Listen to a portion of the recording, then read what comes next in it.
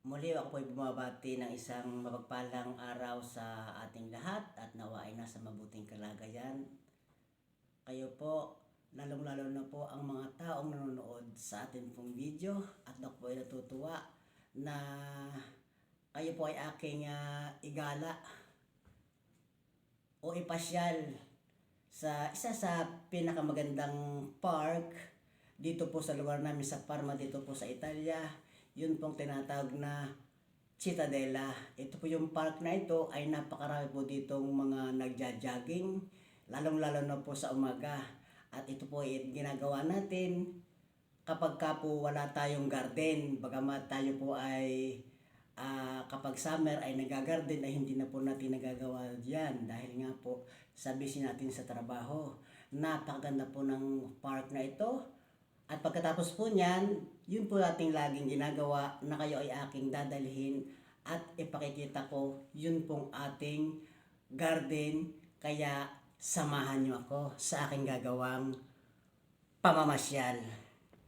Nandito na po tayo sa entrance ng sinasabi nating parko na Cittadella ang tinatawag po dito, na makikita po natin dito yung mga obligasyon na dapat sundin kapag ka papasok dito. Ayan, nandyan po yung mga patakaran na dapat sundin, na bawal siyempre yung mga dapat wag pakikialaman yung mga tanim dito, yung mga puno, yung mga berde, wag kukuha ng mga kung ano man ang nandyan.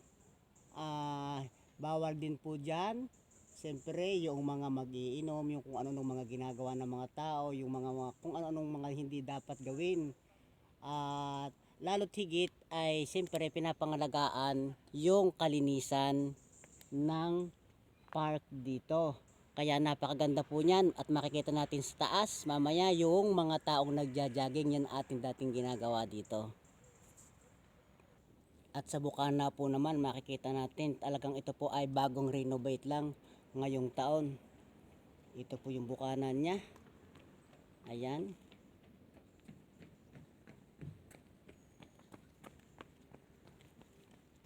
Yun pong ibaba niyan, marami pong naglalaro diyan.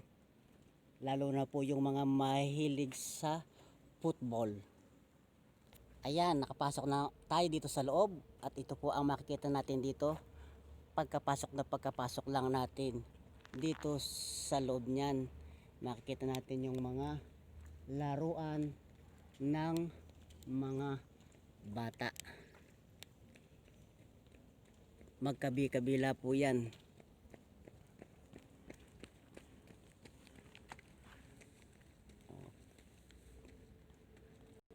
Ayan, nakalagay po dito kung anong klase po ang nasa sa loob nitong Parco Ducale, itong Parco Cittadella na to, na para po siyang star, na kapag inikot po natin yung parang star na yon, yun po ay inaabot ng 1 kilometro at kalahati. Pero kung yung paikot lang, 1 kilometro lang po yun. Kaya tayo po sa ating pag-jogging dito, ang pinakamahaba natin ditong nagawa ay nakalimang ikot lang tayo dahil hindi naman tayo talaga sanay na mag-jogging. Kumbaga pang sarili lang, 2 o 3 ikot nagagawa natin yan. At na dyan makikita nga natin yung mga kikita natin dito sa loob. Kaya ipakikita ko sa inyo yung klase dito, yung iniikutan.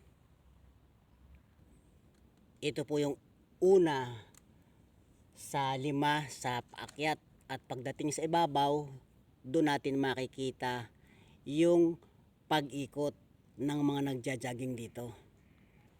Ayan, narito tayo sa ibabaw kung saan yan po yung iniikutan ng mga nagja-jogging.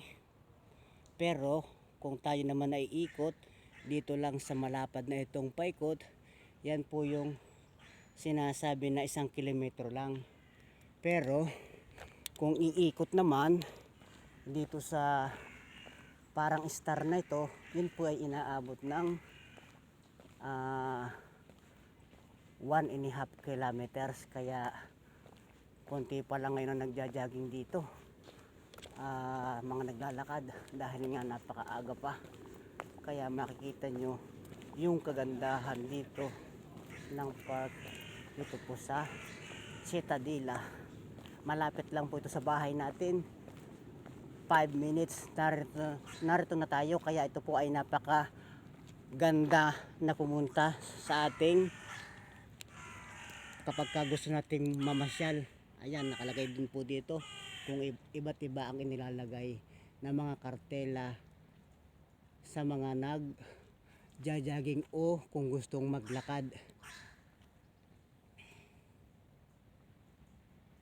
Ayan, dito po sa lugar natin kung saan mataas po yung mapapansin nyo, dahil nga yung mga bahay sa baba, ayan, talaga po ito'y ginawa para po sa mga gustong mga mag-jogging o yung sabi lang mag-exercise dito.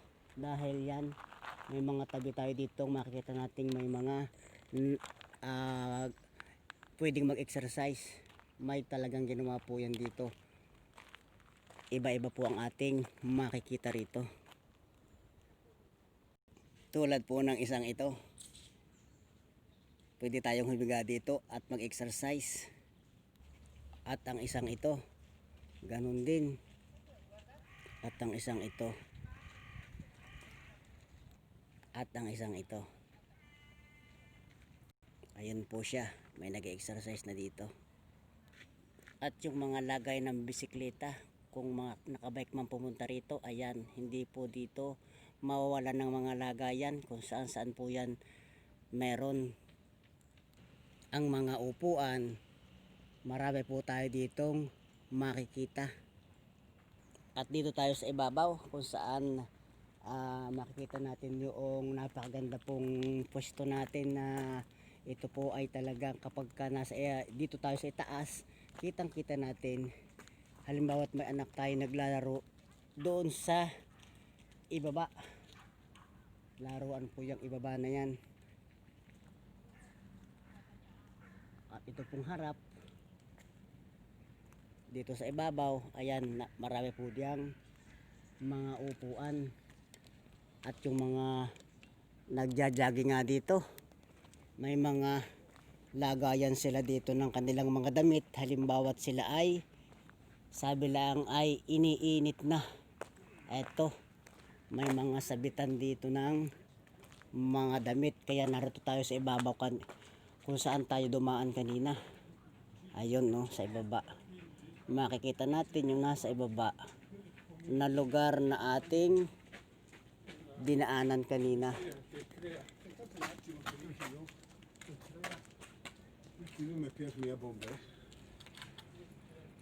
Itong part naman na to, pwede tayo ditong pumunta sa baba na to. Ito po ay pababa.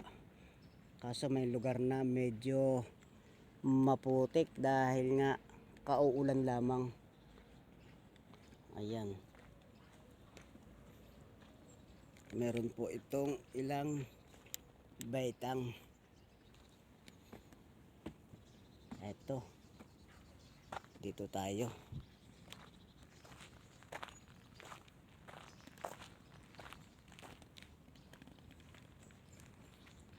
Kaya makita nyo yung kurba na paikot.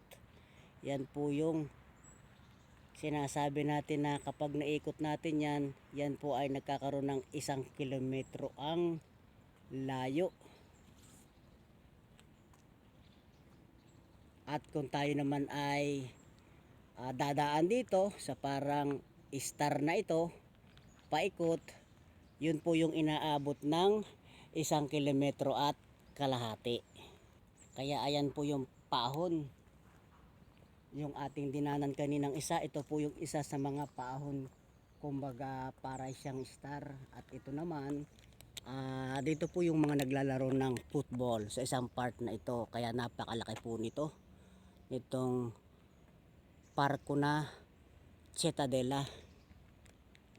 Talaga po tayo pinagkalooban din nga ng Panginoon at tayo po ay nakatira kung saan malapit din dito.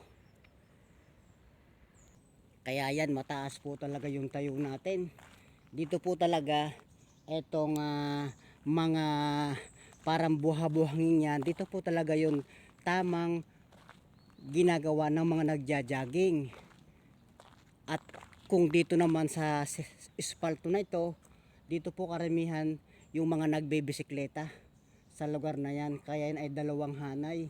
Dito talaga yung tamang pagdaan ng mga nag-jogging o mga naglalakad. Kung mapapansin nyo, mataas po ang lugar natin. Talaga pong ginawa ito. Ayan. Palibot po yan. Na yung sinasabi natin, para siyang star.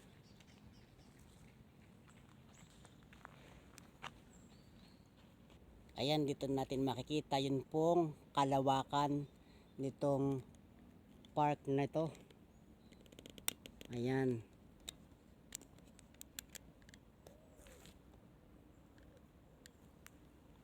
Napakatahimik po dito, lalo kapag ka umaga, dahil nga nag-uumpisa ng bumagsak ang mga dahon. Pero kung ito po ay buwan ng May o June, napakaganda po talaga nito. Halos wala tayong makikita ditong mga tuyong dahon. Ayan, kahit saan may makikita yung mga upuan, yung mga gustong mga magpahinga. At sa lugar din po nito natin makikita yun pong antas, ano nga ba ang klase ng hangin dito sa lugar natin. Kaya natitrace po nila o nasusukat yung linis ng hangin dito. Ayan, narito naman po tayo kung saan yung lugar kung saan dinadala nila yung kanilang mga aso. Kaya kompleto po dito. Ayan. Naalo na po yung ilang may mga alagang aso. Kaya napakaganda po sa lugar na ito. Yung may mga alaga na hayop ay pwede pong dalahin dito. May lugar po sila para sa kanila.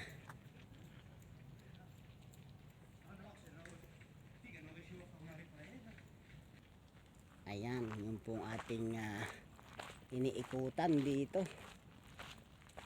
Marami-rami na po dito ngayong nag-jogging.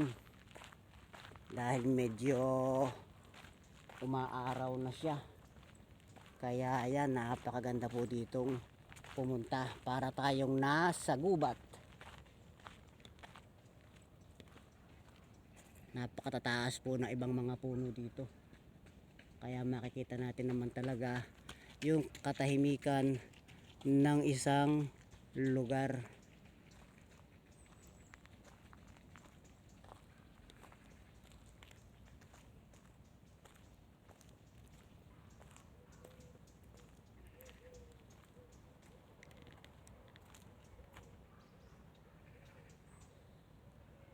At sa part naman po na ito, makikita natin yung mga karatula na sa ibaba po niyan. Ayan. Kaya napakaganda po ditong pumunta dahil nga napakatahimik, mataas po yung lugar natin dito.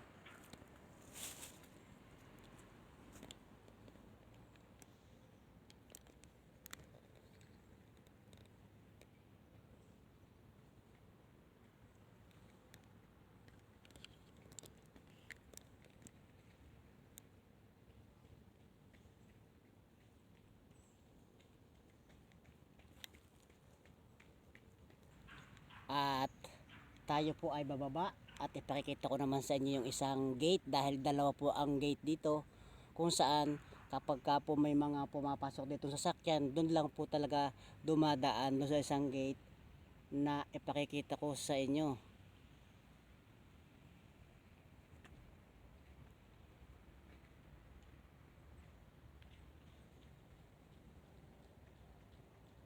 Ito na po yung sinasabi natin na dito dumadaan yung mga sasakyan na pumupunta sa loob kung saan meron po tayo diyang makikitang bar. At kapag ka dito po ay nagko-concert, mga international po yan, dito po nila ginagawa ng napakalaki at napakagandang kumbaga park para po sa mga manonood. Ayan. At dito po sa baba makikita din natin yung dalawa pong basketball court dito. Ayan, ito po yung isa.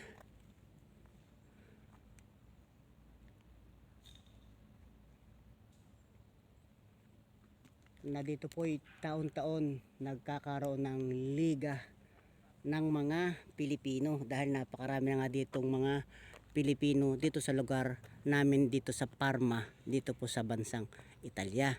At sa mga nagugutom ay wala naman pong problema dahil narito na rin sa baba dito mismo katabi ng basketball court na ito ang mga kainan. Yan, may mga bar po dito. At dun sa harap meron pa rin po diyang isang bar.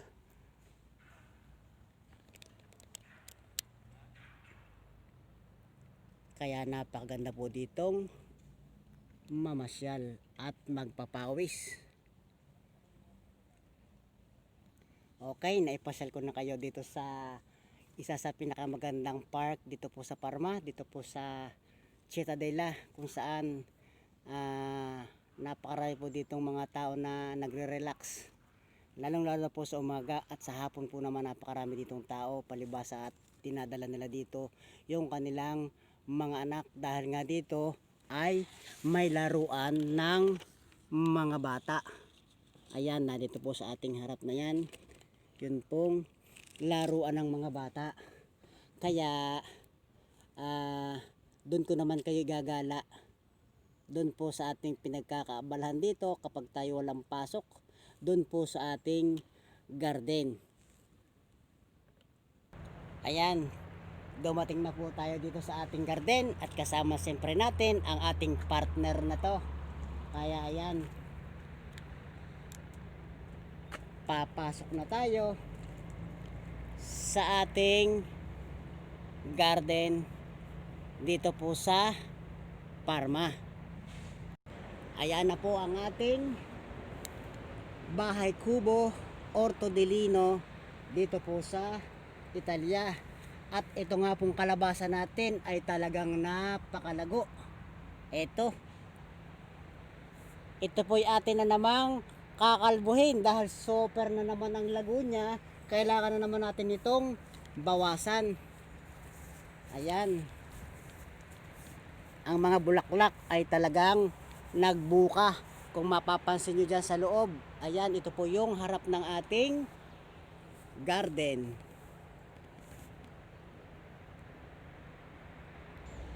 At ang ibabaw po ng ating ampalayahan, ito, napakaganda po niya at talagang verdeng verde at kitang kita ang mga bulaklak, lalot ngayong umaga tayo nakapunta.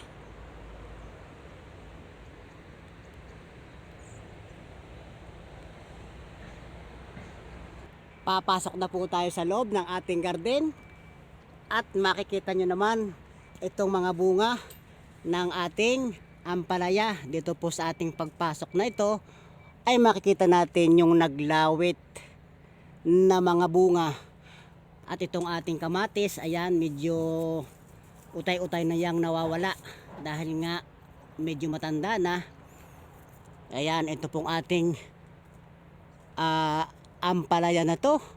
At ang nakakatuwa dito, ito po namang ating mga upo na talagang eto, talaga po namang mga naglawit. Kaya nakakatuwa dito pong pumasyal kapag ganitong napakarami ng mga bunga.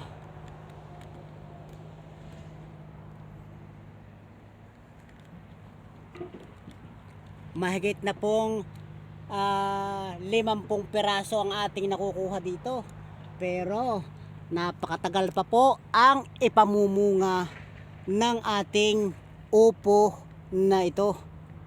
Ayan, hanggang pati sa labas talaga po namang napakadami niya. nangapit bahay na yung iba dito nating upo dahil kung saan saan talaga siya pumupunta.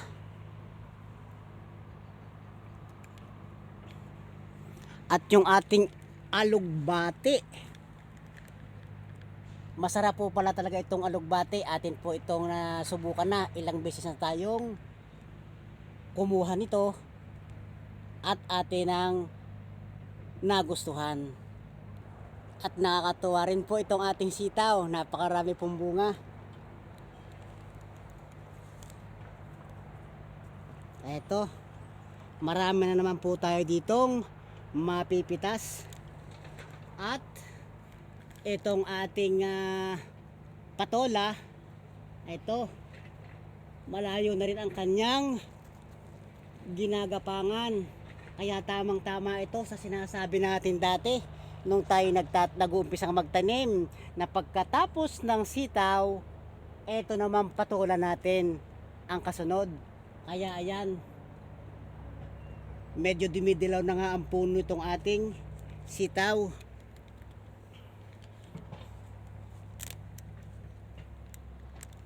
At napakarami nating nakuha dito sa ating saluyot na ito. At dahil tayo ngayon marami na mga kaibigan na mahilig sa saluyot, lalo po yung mga Ilocano, mahilig po sila diyan. Diyan po natin yan natutunan. At itong ating kangkong at ang ating gabi na nakarating na dun sa ating kaibigan sa Milan, yung ating masarap na gabi.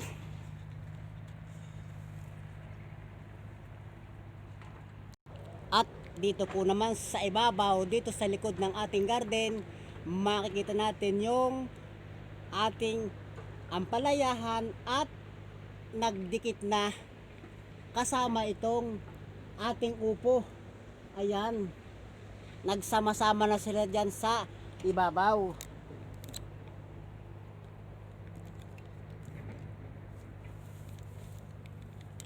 Ayan, napakadami po niyan. At nawa po ay nagustuhan yung muli itong ating ginawang video. Yun pong kayo'y aking iginala muna sa isang napakagandang lugar dito sa lugar namin sa Parma. Yun pong Parco Cittadella. At dito po sa ating napakadaming bunga na nakakatuwa na ating garden dito po sa Parma, dito po sa bansang Italia. Nawa po ay paki-subscribe naman sa ating channel. Marami pong salamat and God bless us all.